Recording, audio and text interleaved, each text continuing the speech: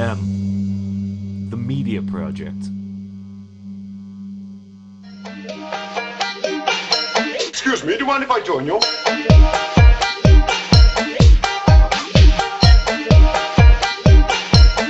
Are you sure you don't mind?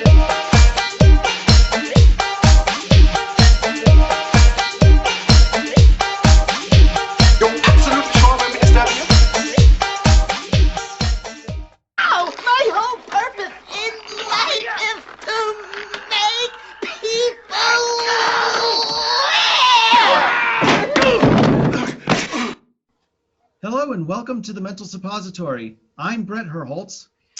And I'm Andrew Shanley. And welcome to part 2 of the decline and fall of Western animation. But before we get started, I should mention we have another sponsor for the program. In these difficult times, the Theater Home Series is offering audiences a chance to see plays and Broadway shows from the comfort of their own homes. This installment of Theater Home proudly presents Sherlock Holmes and the Curious Case of the COVID Conundrum.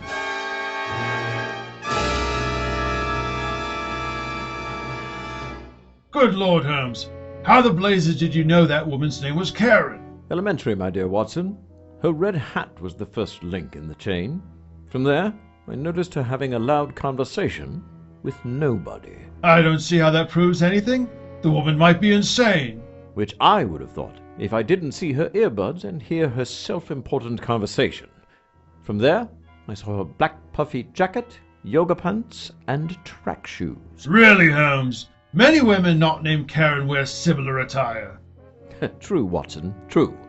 But it was when she asked to see the manager, I knew for a fact her name was indeed Karen. By Jove! Brilliant, Holmes, brilliant. Is there anything you don't know? Why Justin Bieber was popular in the first place? Meh. Now playing at the Washing Hands Over Theater in Worcester, Mass. That sounds really good. So we started finishing off last program. We talked about we started talking about the toy shows of the the toy shows of the 80s. Yep. And about like mid 1980s, like mid to late 1980s, that's when the toy shows started to kind of die off, as it were, because a lot of the parent groups started complaining about them. Yeah, I think that was the big thing, because obviously, like, you know, especially like around the time, there was also a lot of discussion, and this doesn't necessarily relate to it, but it's near it, the issue of violence in video games and violence on television in general. Right. There was also the talk about putting a V chip in TVs at the time, you know, rated R movies and really kind of going after them. Putting a warning label on there. I remember seeing that like in hindsight, but I was sort of too young to remember it at the time. It was like another ingredient in the overzealousness of parenting by proxy, by using legislation and trying to limit kids from having that kind of material at their fingertips. Because even now, like, you take a look at like Tom and Jerry cartoons, they're like tame in comparison to what was, you know, like the stuff that's made today is tame in comparison to what they made back when like the 1950s were around. Well, and I think there was also the people were arguing like the moral, ethical issues of having a toy show, saying, this is basically just a show that you're a show trying to get kids to buy the toy. Basically buying plastic. Yeah, basically, yeah, exactly what you said. So, I mean, I think that's what ended up, in the end, killing the toy show by the mid to late 80s till it was almost non-existent, or it sort of started existing in another form. You know, they found another way to sort of do that. But I feel like, you know, last time we didn't really talk about some of the strange animations that came out in the 80s. Like one of them, apparently there was I remember this one too, was Gilligan's Planet. And Filmation had already done like one other Gilligan cartoon before that, where it was basically just the new adventures of Gilligan, sort of like what they did with Star Trek. And they had most of the original cast, with the exception of, I think Don Wells and Tina Louise weren't in the first one, but Don Wells played both Ginger and Mary Ann in Gilligan's Planet, which is really kind of interesting, since they both didn't like each other in real life. Yeah, you know, they liked each other when they went to the conventions, I think. That was the thing. I think they were civil to each other. Yeah, we're civil. But I think with Tina Louise, it was one of these things. She thought she was going to be the star of the show, or at least the producers gave her the idea that she was going to be the star of the show. And then then when she got there, it's like, sorry, it's going to be this doofus over here. He's the star. And it's like, just, I suppose it's that letdown. You're like, but you promised me. And it's like, well, what you going to do? That's another thing, I mean, I'll actually go back into like what we discussed earlier about the violence in video games and in animation in general, because if you recall in the 80s, there were also shows like Rambo that were turned into cartoons. I vaguely remember that, but I never watched it because I was never really into the Rambo movies. Yeah, so Rambo was turned into a cartoon and a toy line. So was RoboCop. And RoboCop, yes, a big one. And Police Academy, remember Police Academy was turned into that. Those are all rated R movies. Yep. That were turned into kid franchises for kids. Police Academy was basically a sex comedy, wasn't it? Oh my God, yes it was. Yeah. Yes, it's been a while since I saw it, but yeah, it's like, it sex follows comedy, that. children's program, sex comedy. Really? Wholesome family entertainment. There were other really interesting ones, like do you remember Black Star, which was like a precursor to He-Man? I remember Black Star. It was very much the same design, almost the same concept, where this character John Blackstar, crash lands on a planet, is revived, and he kind of becomes the hero of the planet. Yes. And there's even elements of I think there's something called the Star Sword, where the two are, you can either combine them or break them apart, which they ended up doing in the Masters of the Universe toy line, but I don't think they ever did in the cartoon, where if you took He-Man and Skeletor's swords and put them together, it could unlock Castle Grayskull. I think it was one of those things that they had as an element that they were going to have in the comic book, but it got lost in the transition to the TV show. Yeah. Because there was a lot of stuff in that comic book, those comic books that were kind of taken away from that in the TV show. Even like when they did the movie, it was completely different than the cartoon. So it was like separation of different things. And actually, the creators of Scooby-Doo, Ruby Spears, had started branching out on their own and doing their own cartoons by the 80s. Yeah. I mean, one of them I thought was a Hanna-Barbera cartoon for the longest time, but wasn't, was Thundar the Barbarian. Oh, I remember that. It was designed by Jack Kirby. And it was one of these, and in Flint Dill's book, The Game Master, which he'd worked, besides working for Sunbow, he'd also worked for Ruby Spears, and he actually worked with Jack Kirby, and he didn't realize it at the time. And I can imagine Jack Kirby being like this little spark plug of a guy, just like bristling with ideas. And I guess they were like bouncing, ideas off of each other and going, they came up with an idea going back to Greek myths and just went back and forth. But Thundar was an interesting cartoon just because it was a barbarian cartoon set in a post-apocalyptic future. Now, how's that for Saturday morning, kids? I know, right? Hey, guess what? Your whole world's going to be blown up. I know. But in the future, this guy's going to have a laser sword, Exactly. And I mean, it had the same kind of design as like the Herculoids and all that. So that's why I immediately thought it was Hanna-Barbera at first. I was very surprised when I found out it was Ruby Spears that did it. And they had kind of their own bits and pieces of success during the 80s. I mean, their biggest success was a revival of Alvin and the Chipmunks. Yeah, Alvin and the Chipmunks seems to be one of those timeless things that they try to heap on people every single few years. Yeah. Like it's great when you're under 10, but when you start getting older than that, it kind of loses its shine. Like, hey, let's speed up their voices by here's a funny story. So I used to be a radio DJ back in college, and a friend of ours got, and I think you remember this, we had a copy of a Christmas song, the Christmas song that they play on that the Christmas time is here. It's a 45. So guess what we did? We played it at 33 1/3. It's like Christmas time is here. It was so weird. So it just sounds like old Chipmunks or no. Yeah, it sounds like some old guy like smoking a stogie. You want me to be the chipmunk? I'll be Alvin this time. Okay, yeah. I I was Theodore last time. I'll be Alvin this time. You're gonna be Simon this time, George. I don't want to be Simon. I don't want to be Simon. But another cartoon they did, Ruby Spears did, that I thought was, I just recently rewatched, and I remember first seeing it in, like, I think it was like 87 or 88. They just did a Superman series that was actually halfway decent, and it had guys like Buzz Dixon writing for it, who had had success with G.I. Joe, and had also, previously worked with Ruby Spears. And it was, I mean, animation-wise, it was like standard television animation, but the writing was decent, and even the animation compared to other shows of that time was actually pretty good. And there was another one. I don't know if you remember the the X-Men one they did prior to the X-Men. This was they did. It was. Oh boy, it predated the 90s X-Men one, because it looked like the 80s. It had like the 80s design for Storm, Wolverine, Cyclops, and all them. Yeah, but this one was kind of weird because they gave Wolverine an Australian accent, which is kind of ironic. Which is kind of ironic, seeing that Hugh Jackman ended up playing Wolverine. Yeah, that's funny. You're like, hey, let's get an Australian Canadian. There you go. Yeah, exactly.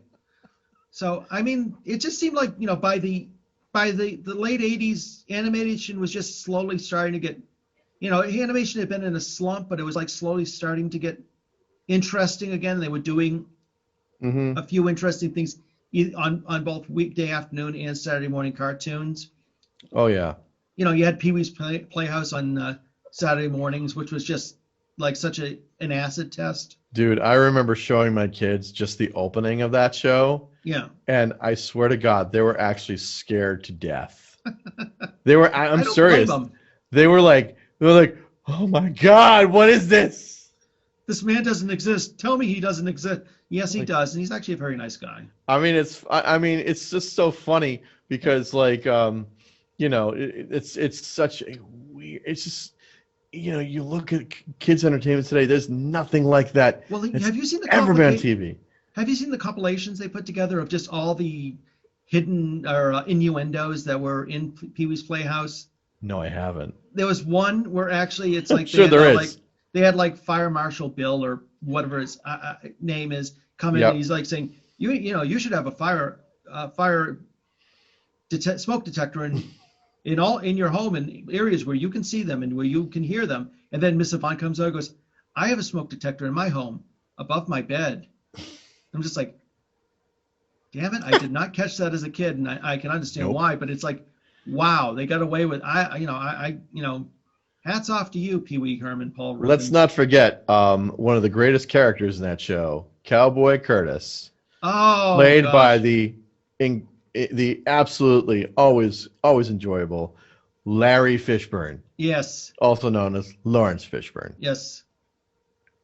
It's funny how like a lot of these actors. And let's not forget Phil Hartman is. Oh yeah. Captain Carl. Captain Carl.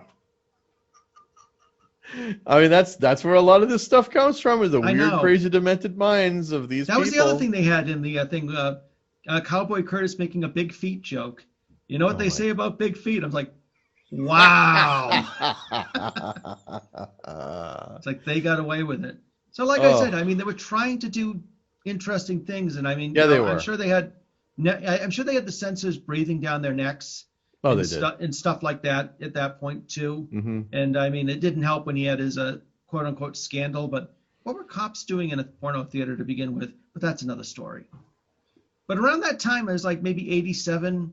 They actually came out with a cartoon. Ralph Bakshi, there's another one, released a cartoon called Mighty Mouse: The New Adventures, and it was actually the first time I ever really enjoyed Mighty Mouse, because like it was just so bizarre and over the top, and it was just like lampoon pop culture and animation and television.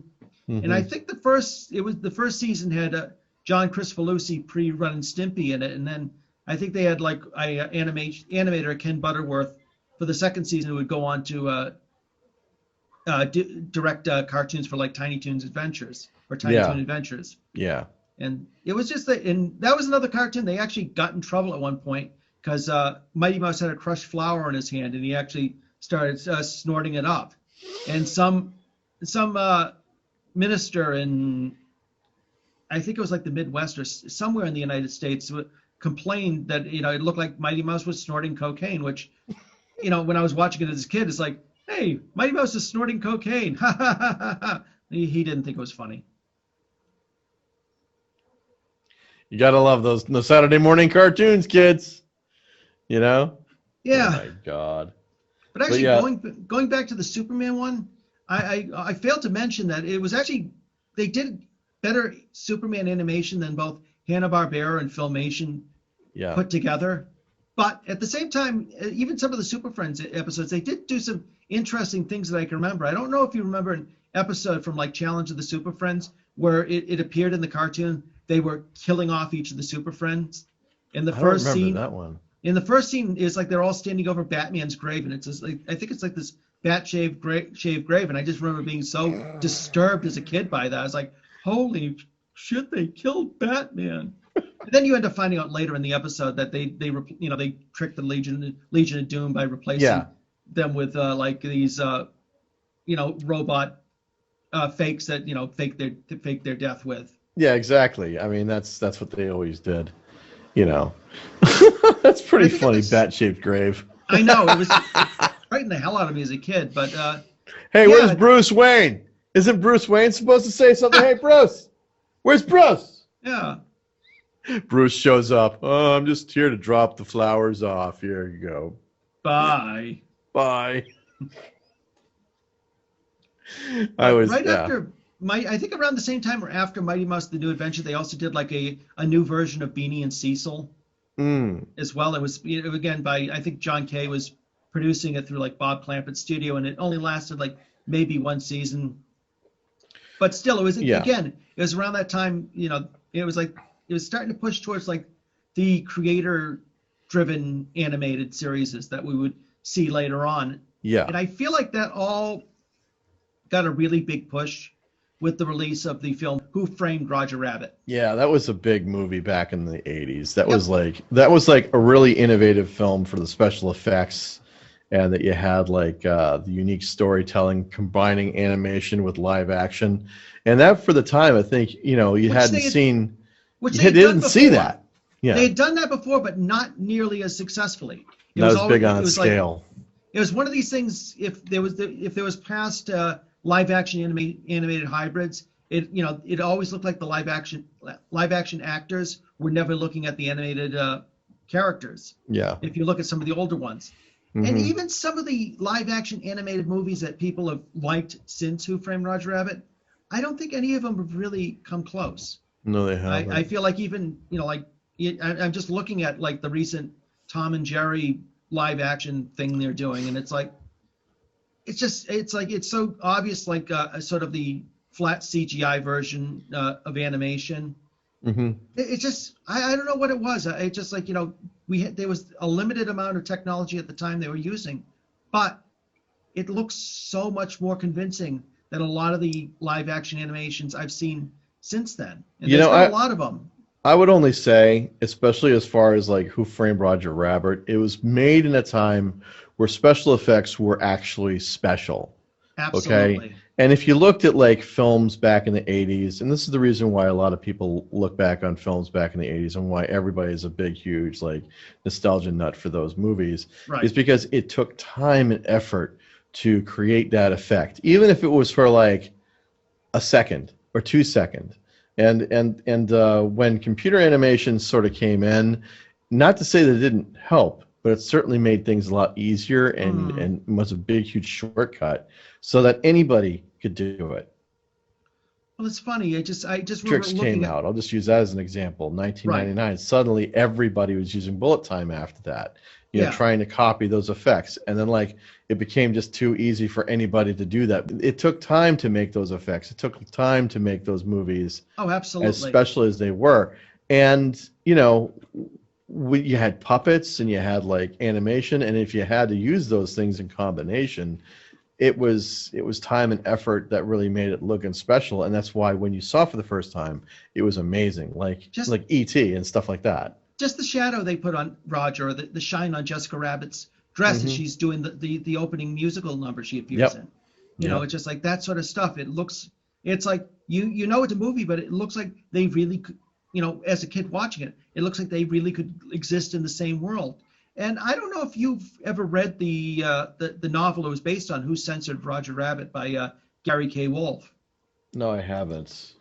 I read it a few years ago, and it's actually it's a really good book, and it's really nothing like the movie was, apart from the names of the characters: Jessica Rabbit, Roger Rabbit, Eddie Valiant. But Yeah. I mean, they're two totally different stories, and I almost feel like it's one of those things that the movies, or the film company purchased the right of the character rather than wanting to purchase the right of the story. But with the original story, instead of like it being in the world of animation, it was actually all based in the world of comic strips. And when the Roger and all these other comic strip characters would speak, an actual speech balloon would appear over their heads in the book, and it would just like type out their words, or their words would appear over their head as they were talking to the character. And it was actually a very dark and gritty book, and I really liked it. I would see a movie based on that. But with that being said, I mean, I think,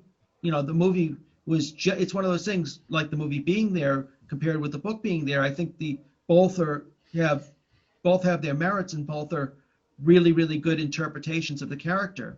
Mm-hmm. And I can understand why they would want to change it to the world of animation, especially when you're doing a film, is because, you have this great tradition of animation. And I mean, one of the amazing things about that film is it was really kind of a last hurrah for a lot of like the people who did voice acting, especially when Mel Blanc, who had done, like Bugs Bunny's voice for the past decade in the 80s, but he was mostly like confined to doing it to like these television specials, which were like compilation, which would have like some bits of like new animation, but compilations of a lot of the old animation strung into be one story. But this was the time he finally got, with the exception of maybe Yosemite Sam, which I think he couldn't perform the voice at that point. Yeah. Even by the end, he was just saying, oh, that's a voice that's still kind of, it's become very hard for me to do nowadays. Of course, obviously, a lot of the success of that film also comes from the live actors being able to do their job. Bob Hoskins. Oh, he was great. He was fantastic. I didn't know he was British until I was watching the making of it. He's saying, I'm telling my kids I'm talking with this rabbit here, and I was just like, oh, he pulled off, He's got a funny accent. Yeah, he's British. It's like he had like that.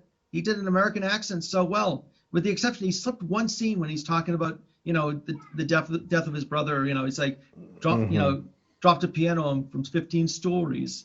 And it's like, it was like that, just that one line, but it's like, who cares? He nailed that voice so well, and you just couldn't picture anybody else. And he's only like this like 5'4", 5'5" guy. He was an everyman. He was an every actor. He was an every guy actor, and he fit the role so well. Nowadays, you have to have pretty boys. Yep. Everybody has to be a pretty like the sexiest man alive guy to be in a movie nowadays. Like back in the 80s, people like us that looked like us, we were the ones that were in there. And the other thing too was, and it was just so believable, his physicality with how he interacted with the animations. Oh, that was amazing. I mean, that was just brilliant stuff. And Christopher Lloyd is Judge Doom. Christopher Lloyd. I was just about to say I didn't realize at the time that was Christopher Lloyd until I was looking at the credits later on after the film. I was like, holy crap! It's Jim Ignatowski from Taxi. Yeah. But that's credit to any actor that can actually do that. Nowadays, you put an actor in front of a blue screen with CGI stuff in the front. They don't have any like bearing to what to look at, where to go, what to grab, what to touch, what to avoid. It's just like they stand it's like them in a video screen. It's like on a video game. It doesn't work. But I think I failed to mention Roger Rabbit wasn't the only detective cartoon that came out in the late 80s. A certain modern Stone Age family came out with their own detective film around the same time. This summer, Detective Fred Flintstone is having a bad day in Bedrock. What happened to your nose, Fred? Someone slam a bedroom window on it? Nope. Your wife got too excited. She crossed her legs a little too quick. You understand what I mean, pal? You son of a bitch! I told you to stay away from Betty! Yeah, Bonnie boy. We yabba dabba did it all night long. Screw you, you fat fuck! It's a movie for the entire modern Stone Age family. Ma'am, I'm going to have to record your statement for legal purposes. That's just a woodpecker tapping on a stone tablet. It's a living, lady. Fred Flintstone in Cro-Magnon Town. I've never hired you to do anything, certainly not to spy on my husband. I see you like publicity, Mr. Flintstone. Well, you're going to get it. Now, wait a minute, Wilma. I think there's been some misunderstanding here. There's no point in getting tough with me. I'm just trying to... I don't get tough with anyone, Mr. Flintstone. My lawyer does. Your lawyer? Hello, dum-dum. Oh, boy. He's on a case in a place right out of history. Say, Flintstone, I'm surprised you're still working for my daughter. Unless she suddenly come up with another husband. No, she happens to think the last one was murdered. How'd you get that idea? Well, I think I gave it to her. Flintstone! And he doesn't mind getting a little dirty because, he's a caveman. Tell me, Fred, how'd you get past the guard? Well, to tell you the truth, I lied a little. Good one, Fred. Yeah. With everyone wanting to see him extinct, he's got to think on his 2 feet. Quick, get in. I'm getting already. Now drive! I can't move unless you use your feet as well, you fat bastard. All the big names are in it. Cary Grant. I don't like this idea at all. Anne Margrock. Hiya. Stony Curtis. I dare say it's pretty hysterical. Rock Quarry. Shut your mouth. And Wednesday Tuesday. I said I want the truth already. She's my daughter. She's my sister. She's my daughter and my sister. Yeah. Pebbles? Cro-Magnon Town is certified fresh on rotten pterodactyls. And Richard Ropeslag says you'll have a yabba-dabba-doo time. A yabba-dabba-doo time seeing this film. Forget it, Fred. It's Cro-Magnon Town. Sorry Wilma got killed. It's all right, Baron. I could go for a bite to eat. Want to go for a Bronto burger? Actually, I could go for some ribs. I know a place near the drive-in. Just be careful when they bring them out to your car. Stop fucking Betty. You'd have to be a Neanderthal if you miss Cro-Magnon Town. Coming to the big slate. Rated BC. Boy, that brings back memories. And it was, speaking about movies, one of the things that there was a big trend back in the 80s was the movie cartoon series that would come after. I remember the movie that. Would come out. Yep. That's kind of what I was afraid what happened was going to happen with Batman the Animated Series. Is I thought it was going to be like the movie cartoon, like the real Ghostbusters. Yeah. I mentioned that in the previous podcast where I was afraid they were going to design it to look like Michael Keaton and Jack Nicholson, everything else, and just have these like, you know, all the stories revolve around Batman and Vicky Vale and all that. And it's like, but we ended up getting what we got, which was just so, I thought it was even better than the Tim Burton films, which I enjoyed. I mean, I think in particular, there were a couple really interesting movie cartoons that came out. Beetlejuice was one of them. That's right. Because, I mean, anything Tim Burton alone pretty much is realmed with animation anyway. Yeah. You know, not just Nightmare Before Christmas, but there was a Beetlejuice cartoon. Yeah. There was also Addams Family got a cartoon. I remember that was like there was like maybe a second or third adaptation they had done of the Addams Family since the television series from the 60s. But like when the Addams Family movie came out, that they got John Austen back. Sadly, they couldn't get Caroline Jones back because she had long since passed away. But sadly, yes. Yeah. Then there was another couple ones where like there was like the Real Ghostbusters. The Real Ghostbusters was one. Back to the Future was another that got Bill and got Ted. a couple. Bill and Ted, yes. Which I think the first season they had Alec Winter, Keanu Reeves, and George Carlin as the voice, and then I think by the second season I think they changed companies. I think it was like they might have changed it to like from Hanna-Barbera to Deke, and Deke was didn't have as deep pockets as Hanna-Barbera, so they just got people to imitate them, which I think they also did with there was like a Dumb and Dumber cartoon and Ace Ventura one. Ace Ventura had a cartoon, all that craziness. Because of course, like Jim Carrey was such a big, huge, like he was like the $20 million man. Oh gosh, You know? yeah. I mean, Like movie stars were starting to really get a lot of money back then yeah. for roles. And I mean, I'll digress into this. Obviously, nowadays, I think that those huge paydays for actors are going to quickly go away with everything going on now, because there's so much stuff going on right now in the entire entertainment industry. I could go on for hours on that. But honestly, yeah, it was just like to just cash in, and it would just do like a season or two, and then they could like sell whatever product that they want to sell, and then have something to repurpose into other places. So, but yeah. But one of the things Roger Rabbit did, I think, I sort of feel like it was the beginning point, is I think it was the beginning of the creator-driven series. Mm-hmm. Like there was a lot of guys that had been working for like Hanna-Barbara and Filmation and Ruby Spears and all these companies since the 80s, and they were finally like cutting out on their own, and they decided they wanted to do animation the way they wanted to create characters the way they did. Yeah. And with Roger Rabbit, I think there came this interest in the older characters again. Suddenly, Disney started doing this like series of movies: The Little Mermaid, Aladdin, Beauty and the Beast.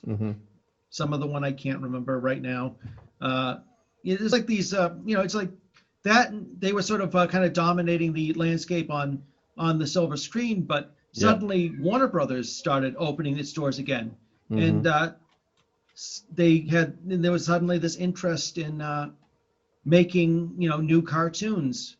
An interest in bringing back the old characters, and I think that really started for them when they released Tiny Toon Adventures. Oh God, and they did it in a smart way though. Yeah, they didn't do junior versions of like Bugs Bunny and them. They didn't do like a Jim Henson's Looney Tune Babies or something like that. No. A lot of the other studios were kind of doing that lazy way out of like doing just junior Muppet Babies. Yeah. Where they would do Star Wars. Yeah.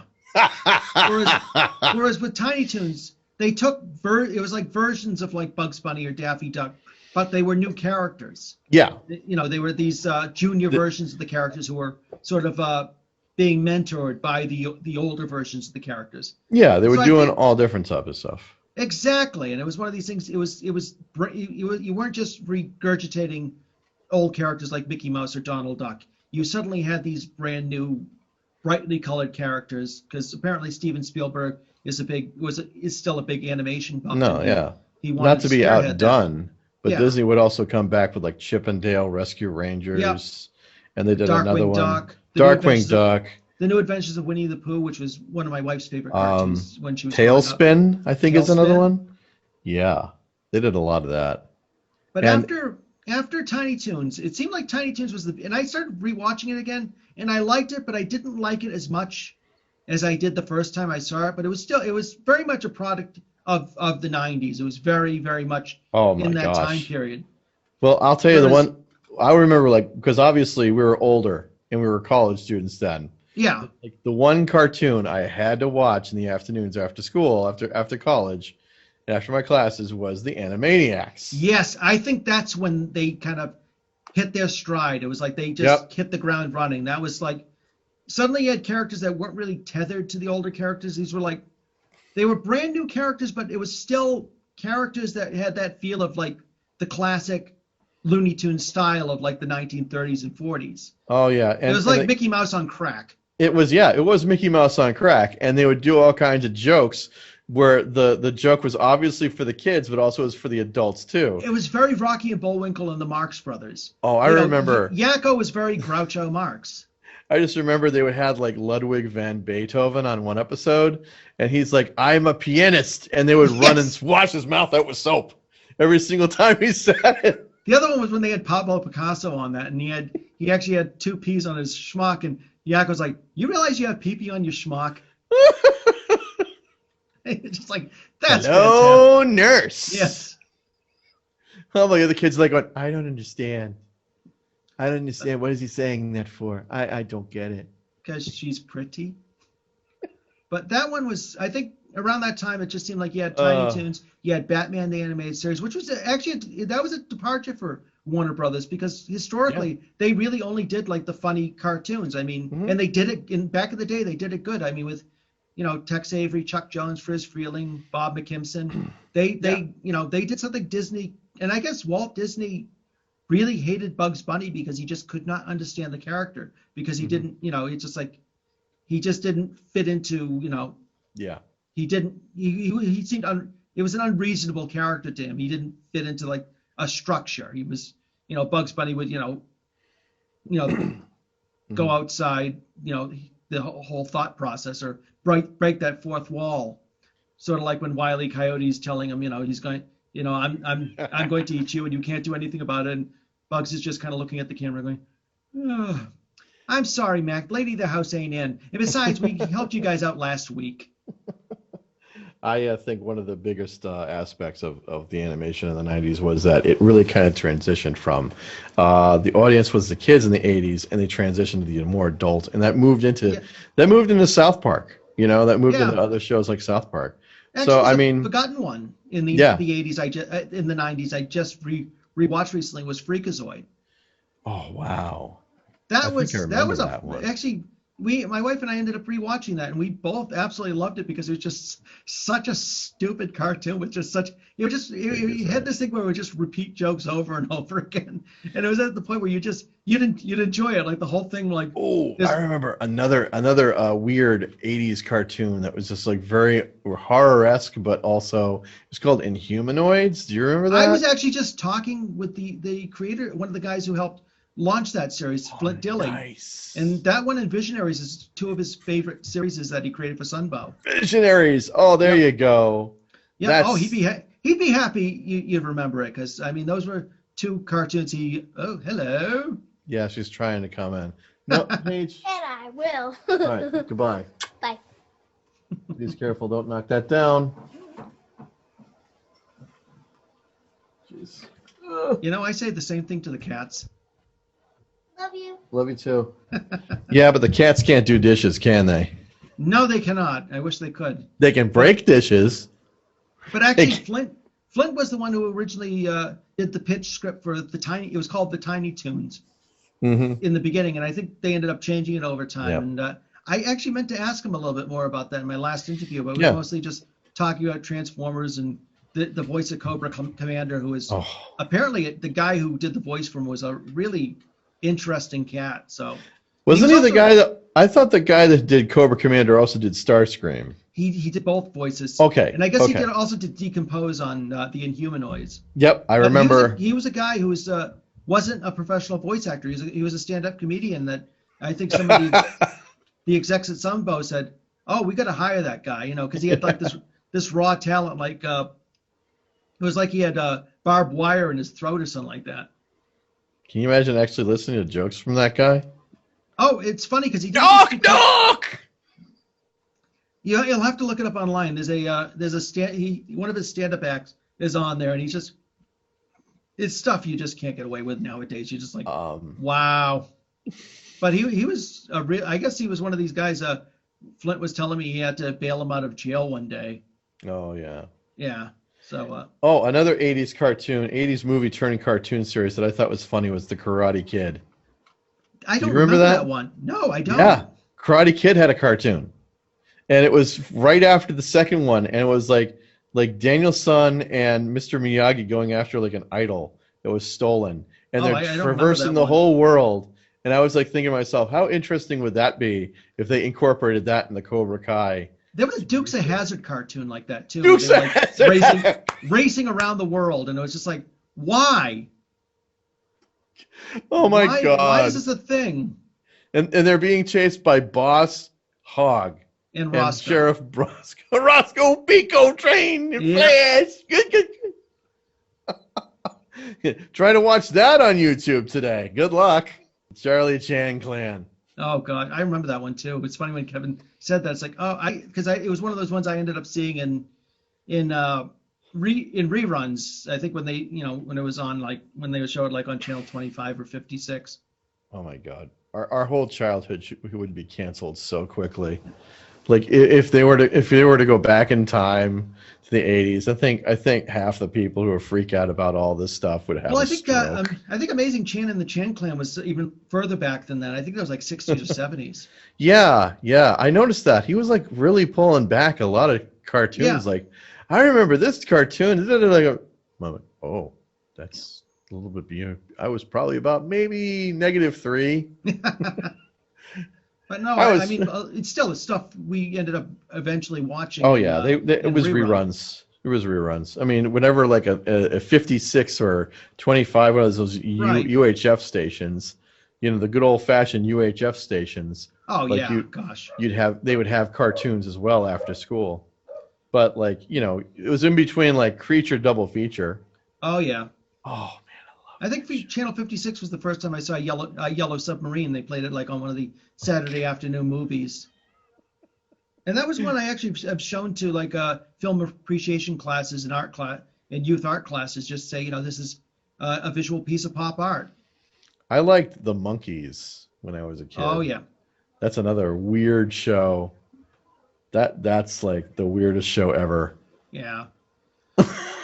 It's funny, around the same time as like Tiny Toons before Tiny Toons and Animaniacs, some of it concurrent, some of it before, they were still releasing they were starting to release some more cartoons that weren't actually toy shows, but I think they were kind of doing it in a sneaky way. Teenage Mutant Ninja Turtles was one of them. Yeah, that was a good one. Which was not necessarily a toy show because it was based on a comic book series, mm-hmm. but it had a very successful toy line that came out of it. And it seemed like every toy that came out, they would, you know, like ram into the cartoon afterwards. So it was kind of a way to say, oh, this isn't a toy show. We just have a toy line that goes with it. And they tried to do the same with The Tick, which was a great animated series when it came out. It was one of these series like Rocky and Bullwinkle, where I think it was just too smart for the audience that it was being shown at that I think time. That's a good way to look at it. That's a good way to look at it. Yeah. I mean, you know, a lot of these, you know, whenever you're dealing with animation and kids and stuff like that, there's always that question of whether it's going to be too smart for the kids, whether they're going to get it or whatever, you know. And it's like the jokes were just so goofy on the show that you just had to laugh out loud. Like there's a few episodes I always loved. One of them was the Tick fights another guy who happens to be calling himself the Tick, and who has all this equipment, and he's like squeezing, you know, the Tick, you know, the Tick, the star of the show's head, saying, you know, renounce your name, and the Tick's like, I can't, it's on all my stationery. And the other one I loved was Arthur ends up getting a girlfriend for an episode who has the same flight suit he does, and so of course the Tick gets jealous, and he's like, you know, and Arthur's going on a date, and he's like, but Arthur, you can't go on a date. It's hobby night. This macaroni duck won't finish itself. And he says something like, Arthur, we've got to fight evil. And he's like, Tick, you can't fight evil with a macaroni duck. I'll be the judge of that. And just like storms out of the room and smashes his head through the top of the door. You got to appreciate, The other one was when the Tick got a mustache. For some reason he ends up getting attached to like this experimental mustache that has a mind of its own. And it's just these ideas. It's like that reminds me of the Amazing Stories episode Hell to Pay. Oh, I never saw that one. Oh, that's a classic one. It's like where the toupee, like it makes people kill. Like it's like so like he has to fight. That was another great show. I mean, 80s had so much stuff. Yeah. 80s had so much stuff. But I actually ended up meeting Mickey Dolenz at one of the Northeast Comic Cons, and I ended up Sid's a big fan of the Monkees as well, so we went there. But I also liked him in the Tick, and the first thing I said to him was, I really loved I really loved you in the Tick as Arthur. And he's like, oh, thank you. And we just started talking back and forth about that. And he just said how, you know, what a great show it was. And at the time, I guess he ended up not doing the second series because they were only contracted to do one series at a time. They didn't know if the show would last. So it was one of these things he ended up having to go on tour, which I guess when a second series was commissioned, he goes, the producers weren't terribly happy with me, but it was one of these things I was already booked. So that's when they ended up getting Rob Paulson to do the second voice of Arthur. Yeah. But I mean, a lot of those early episodes were just fantastic. The second season was even better because you had all these. You had the one with the Tick fighting the Terror. With the Terror had like his group of, evil minions with, I think it was like Tula, not of this earth, the human Ton, and his friend Handy, which he has like a hand puppet that seems to have a mind of its own, and Joseph Stalin. Well, you see, here's the thing. I'm the one with kids in this conversation. Right. And well, my kids, both of them, they got into this show.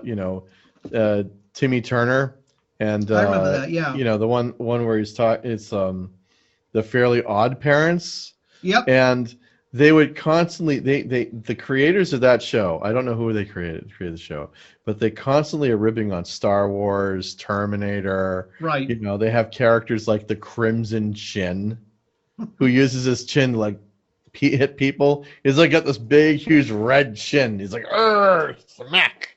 It was just really so funny. Was that a Nickelodeon series? Yeah, it was a Nickelodeon show. And they actually ended up doing a couple live action movies too. Really? I don't remember that. They did a live action audience.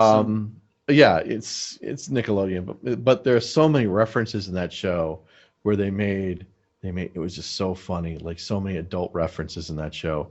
Another one that my kids got into was SpongeBob SquarePants. Well, we can't mention those ones without first mentioning the show that kind of inspired that all, Ren and Stimpy. Oh God, yes. I mean, honestly, another '90s classic. Well, I was just gonna say, you're talking Nickelodeon, but it's like that show. It was kind of what made Nicktoons and Nickelodeon that was kind of the starting point. I mean, everybody always used to mention what a genius John Kricfalusi is, and not to take too much away from him, even though you kind of have to nowadays because he really did it to himself. To be honest with you, even before everything that sort of blew up recently, he stunk himself out of some of the best jobs he had because he was just such a disagreeable asshole. Well, that's the thing about creatives. Yep, it's absolutely true. But I mean, the show, you also had these great people working on the show, like Billy West and Bob Camp. And I mean, if you look at Bob Camp's the artwork he does on his website, I think he was definitely the design genius behind that show and giving that show the look it had.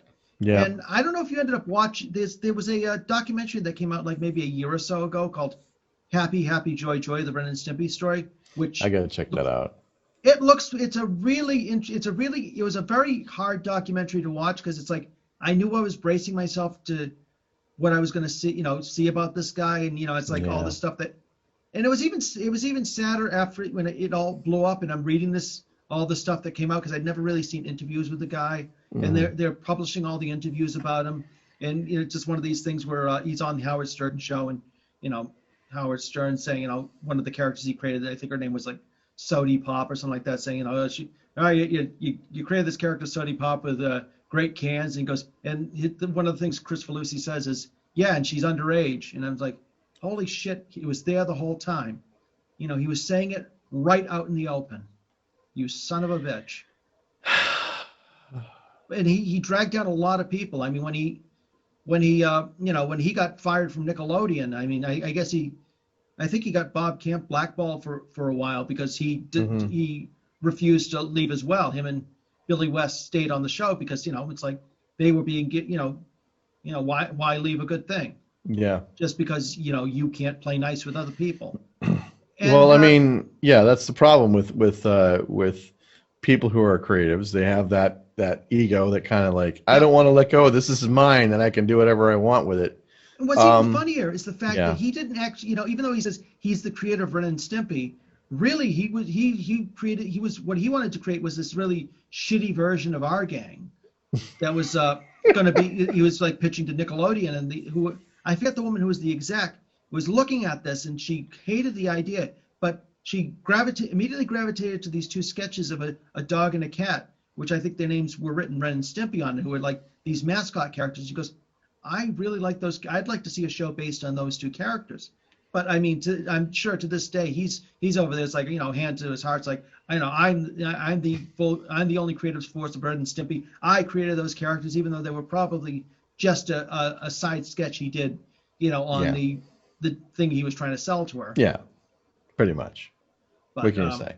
So you definitely have to. It's definitely worth watching, but just be prepared to cringe. And at least they've given in this, to an extent, the poor woman whose life he ruined for a long time. They gave her say, and Yeah. she got a chance to say her side of the story. But what kind of pissed me off was he basically had the chance to, speak at the end and just, basically not apologize for what he did, but make if she took it the wrong way, my intentions the wrong way, I'm sorry. It's like, that's not an apology. That's gaslighting. You're gaslighting. That's typical of today, unfortunately. Exactly. You see a lot of that today. And it's like, boo-hoo, I don't have a career anymore. It's like, you kind of did that to yourself, pal. You created a great show, and it's like, for the longest time, I thought, I felt like, before I knew everything, back in the early 2000s, I thought, they never gave him really a chance, and he got fired and this and that. And then you end up seeing the show he ended up creating for Spike TV, Ren and Stimpy Adult Swim, and it's such a piece of garbage. It's an absolute piece of garbage. It's like, okay, this is what happens when you're given your free reign to do what you want. You make something that's just so unwatchable. I guess Billy West refused to appear as Ren Hoek. Understandably. Because he just thought the episodes were just so unfunny. But it also introduced a guy by the name of I'm gonna pronounce his name wrong, and I apologize to him if he's listening. Doubt it. Eric Bauza, I think his name was. Mm-hmm. He's actually now currently like the voice of Bugs Bunny and Daffy Duck and a lot of the Looney Tune characters. And luckily, that show didn't kill his career. He's actually had most of the people, except for John Crispolucci, have been able to have a career, and most of them, except for him, probably deserve it. Yeah, I think it's just like when you find out so much more about your celebrity influences, you end up being disappointed by them. Absolutely. Which unfortunately is happening more and more today as you learn more about like certain people that have been in the news and everything else like that. I mean, in the last 5 years, we've seen so many celebrities have their entire careers ruined by stuff that they did in the past that have come to resurface because they don't have the power anymore to control it. And part of the reason why Ren and Stimpy was a big hit was because of the cross collaboration with other people. And like when a person gets the power to do whatever they want, and then they realize I can't do this, people then realize just how much of it, they were a creative influence. Oh, yeah. They weren't the sole creative influence on that work. So I think it really kind of reflects more on them than it does the people that are around them. Oh, absolutely. I couldn't agree more. I just, I think in the end, he didn't get everything he deserved, but he got quite a bit of what he deserved. Yeah. Think about it. What does he have to look forward to now? Death. There you go. You idiot! Actually, I met Billy West at a convention. Nice, really nice guy. Stands about this high. You could put him in his pocket. He's so cute, but he was very nice to my wife and I. And I actually talked to him. I was like, I didn't realize you were a local boy. And he just said, oh yeah, working at WBCN and just doing that. And then of course we get our picture taken for him and pay our money. He goes, shut up and take my money. He's got to do that because it's like the line he's famous for. But of course, so it's good to see him. It's good to see a local kid doing good for themselves. Actually, speaking of which, I just got a text from Kevin. He was mentioning a series I don't think either of us have seen. He's like, how about Jim Neighbors and Ruth Buzzy in a live action show, Lost Saucers? So we'll have to look that up. Would you let your kids get in a saucer with either of them? Lost Saucers. Ooh, that's a good question. I feel like it was probably one of those like either Sid and Marty Krofft or Filmation live action shows. Like Land of the Lost? Yeah. Oh my God. Well, that was another one in the 90s. Didn't they try to do a revived version of Land of the Lost? Yeah, they did. It was like this. It was on for like maybe a season. Yeah. It was another live action, and the guy had a Ford Explorer he drove around, and like it was just so funny because they get lost and they have the Ford Explorer, but they have a tree house. Why would you want a Ford Explorer? Because I feel like that would be the first thing to die in a prehistoric It's like it was area. like a white Ford Explorer, like OJ's, and like. Wouldn't you just like? Here comes OJ Simpson. Hey, can I borrow your truck? You gotta go. But there's a dinosaur after us. I know, and like, considering that, like, what are they going to do for gas? They're going to go up to a dinosaur and plug into the dinosaur? Fossil fuel. You're a fossil, right? I feel like these are the things that people don't think about when they're creating shows. It's like, yeah, they'll drive around in a Ford Explorer. It'll be a little bit easier than the show. It's like, yeah, but where are they going to get fuel, jackass? I mean, at least at like Gilligan's Island, they were trying. They were like making coconut batteries, and they were like, they were like having like bicycles. Oh, Lovey, drive the car around. Gilligan, bring the car. And it's like a big bamboo car. I know that they pedal, kind of like the Flintstone car with the feet. I mean, they tried, but like that was a little unrealistic. They had just a lot of weird shows. Oh gosh. Yeah, it was. I'll say this much: it was better than the Will Ferrell version of Lost. I never saw that one, and I don't think I ever will. Oh my god, it's so. I feel like weird. It's so weird. Well, it's not really. It's more of a like, I don't know if it's like mocking the original show or it's. It's an attempt to be a comedian. It's an attempt to be a comic kind of movie. You saw a lot of that in the they did Starsky and Hutch. Right. And then they did. I guess they tried to do Land of the Lost. They're like, hey, some studio execs like, hey, let's guys do something here. We got one of the property we got. We can remake it into something we can make money off of it. I know, and it just feels like there are people who are Land of the Lost fans, just like there are people that are fans of Star Trek or Dark Shadows of Doctor Who that hold the movie dear to them. And I feel like movies like that kind of really kind of it's kind of like thumbing your nose at those fans. Like it's like, oh yeah, we made a movie about it, but screw you. Well, I mean, it just comes right to the question of how long is a franchise viable for? That's true. I think that's a very good question. I think we have to ask ourselves is like for example, if I mention a franchise, let me mention a franchise to you, and you can guess what the franchise is. All right, it's about a guy. He's rich. He has a big, huge mansion, and underneath he has a bunch of caves. He's got like a dark suit, and he goes out and he fights corrupt politicians, and he has special gadgets and swords and stuff. Who is he? Manimal? You're talking about Manimal, right? Nope. It's Manimal. Nope. Zorro. Yeah, you're right. I mean, he's like also, Batman. Yep. He's Latin the Batman. First thing I was going to say was Batman. Yeah, Batman. But I mean, that's what Batman was based on. He was based on Zorro. He was based on the Shadow. Mm-hmm. The Shadow had his people like the Shadow and the Spider had their secret identities, but at night they would fight crime on the streets as the Shadow or the Spider or exactly. And that was like the Green Hornet. Yeah, and that was like the first one, and like he's Latin Batman, and like right now he's in public domain. Like anybody can make a Zorro movie, anybody can make a Zorro TV show or a comic book or whatever for free without having to, because the character is like over 100 years old. It was like 1918.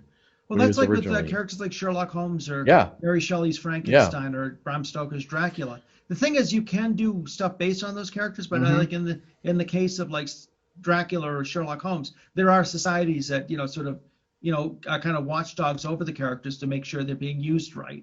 Yeah, and but I mean with Sherlock Holmes, there's also a literary, he does have an executive, state sort of executive, which you can get the rights to do a fully licensed Sherlock Holmes novel, but you don't really have to. But with this one, you'd have like the approval of the estate. Yeah, but I mean, at the same time, here's the issue, is that those franchises are so far in the past, the popularity of them are so far in the past, that how do you bring them back? Like at some point, Star Wars is just going to be one of those franchises that's going to be forgotten about. It almost was for a little bit. In like the 80s, when it's like right after Return of the Jedi. Yeah. Right in the early 90s. Yeah. Like people are like, oh, Star Wars, that movie. You're into that? It was like almost like the Timothy Zahn books came out, and then it spiked right up again. Yep. And then of course the special edition came out, and then of course we had the prequels. Regardless of whatever anybody thinks about that generated a lot of cash for Lucas. Oh yeah. But the point obviously being is that there's always going to be some core, and kind of like you have to you have to kind of like continue to make the product Right. that the fans are going to want to have. And at some point, you're going to run out of fans to make the product. And if you don't make what the fans want, they're not going to want to buy your product. And Well, I think that's the same with a lot of the animated series from the 90s. It's one of these things. I think some of them, it's good they ended when they did. There were some series that I think you can bring them back. I mean, I did enjoy the new version of the Animaniacs. The animation was a little bit, it was a little hard to get used to, but I didn't mind it as much because I've seen, you know, it's like there's much worse out there. But at the same time, it's like people were complaining. It's like, well, it doesn't have the same feel of the 90s. And I was like, well, let's sit down and think about this. What are the things you remember about Animaniacs in the 90s? And I will tell you right now, it's the Warner Brothers and the Warner Sister and Pinky the Brain. Oh, God, and that's it. Yep. I mean, there's a reason why they didn't bring back any of the other characters in the series. Some like Hello Nurse, you really just can't, or Minerva Mink, you really can't get away with. And I didn't like the Minerva Mink character either. I thought she was mean. But a lot of the other characters just, you know, they weren't great. They, you know, in the case of like Mindy and Buttons, couldn't stand them. Rita and Runt, I didn't really care very much for that. Slappy Squirrel, I didn't mind that. The Good Feathers I liked, but it's an idea that's like that's dated in the 90s. I mean, nobody's really gonna get a Good Feathers. Well, joke. I like to call it like the scary movie syndrome. You remember the scary movie syndrome, the scary movie movies that they made of the Scream franchise, and then they would throw in all kinds of jokes from different things that were at the time popular. And then like maybe about 6 months to a year later, you'd be like, watch it. You'd be like, oh, I kind of remember that happened. And you'd have to really kind of be connected to what was the joke about initially, you know? And honestly, some of the older Animaniacs, watching them again, I found some of the jokes a little bit cringy where it's like, oh, that's not very funny. I remember watching, tons of movies are like that now. I was watching Weird Science and I was like going, they're not going to do that again. No, they're not going to do that again. No. Yeah. Because I heard they talked about bringing Ren and Stimpy back, but there's a lot of people that saying just don't do it. I think they're still good, because I guess it was like Comedy Central's going to do it, but I feel like it's going to be like another one of these Comedy Central cartoons, like drawn together, where they're just going to make the just almost very bro humor. Yeah, I think that. And it's just like, I don't think it'll be. I feel like Ren and Stimpy is one of those things. Just keep it in the past. It's a time capsule. Yep. I mean, it's a thing of its time. There's a reason why, you know, it was popular back then, and a lot of these cartoons were popular back then, was because it was for the sentiment of the time. Right. I mean, you just can't. It's like, how can you bring those cartoons back and make them popular again? It's almost impossible. Like you could never. I mean, He-Man. I'm sorry, but today with the mentality that's on right now about masculinity and sexuality and all that stuff, you could never do He-Man today. Yeah. If you were going to do He-Man, I mean, you could try. You'd have to do it in very unique, different. It would have to be totally different. I guess they're going to be doing He-Man again. I know they're going to try. I think they're going to go the Space Ghost route, like what they did with Space Ghost. Yeah. Where they turn it into like a Letterman kind of funny show. Really? I thought it was going to be like straightforward, because it's Kevin Smith is doing the script, and I guess they have like people like Kevin Conroy, Mark Hamill. I think Sarah Michelle Gellar is one of the voices in it. Oh, I guess they're going to try to be a little more serious than the original show was. I think that's what they're going to. I think they're going to go for a slightly more serious tone. Whereas you saw with She-Ra, with the direction they went with that, it's like there were a lot of people that really liked the sort of more Steven Universe design to it, but there were also people who kind of missed the old design in the old feel of the She-Ra cartoons that didn't really connect with this new one. So there is that split, you know. Mm-hmm. So I don't think there's anything necessarily wrong with what they've done, but I can understand some of the older fans who grew up with that look of the character being, it's like, well, it's not the character I remember. Yeah. And I've actually been feeling the same way about watching some of the new Transformers animations, because it's like, I would love to see a continuation of the 86, 87 series, and a lot of the new ones have tried to like reinvent the characters, and it just doesn't feel the same. No, it doesn't. I mean, But, that's what happens when you get past 40, 45. I would like to see some new stuff being made, though. That's the thing. True too. I mean, I think that. I think you just made a good point. It's one of these things. I don't know if you were going towards this point, but it was one of these things. It's like, it's what they did with Tiny Toons and Animaniacs. They weren't just regurgitating the old stuff. They were doing something new, and that's what they should be doing again. Not just recycling Powerpuff Girls, or not just recycling a lot of the older stuff. Take what you loved in the past. Take some of the aspects of what you liked about it, but create something entirely new. And I think that's what made that a success those cartoons a success in the 90s. Exactly. I mean, case in point, Teenage Mutant Ninja Turtles, as we were mentioning, was a riff on like the whole mutants and ninja craze of that time, and they wanted to do it in such an absurd way, and that was the same with the Tick. Ben Inling was just riffing on the whole superhero comics. I think what we need today, I think that what we need today, more than anything else, is we need to have the Glolan Globus brothers or cousins or whatever to come back and to take over and make a bunch of bad, crazy movies again. Yeah. And that's what we need. We need some just pointless explosion action movies for no reason at all. We need to have that. Rainbow Bright After the Apocalypse. The President of the United States has been kidnapped by ninjas, and the only people who can save him is My Little Pony. Pony? Pony. Yeah. The Care Bear stare will save the president. Thank you for listening to the Mental Suppository. Next week, part 3 of the decline and fall of Western animation. On behalf of Andrew and myself, this is Brett Herholtz saying, I knew I'd disturb you. The Mental Suppository has been produced by Brett Herholtz and Jamie Billings and distributed by M the Media Project. Theme music generously donated by Mr. B, the Gentleman Rhymer. Visit his webpage at gentlemanrhymer.com. We would love to hear from our fans. Email us at mentalsuppository@gmail.com.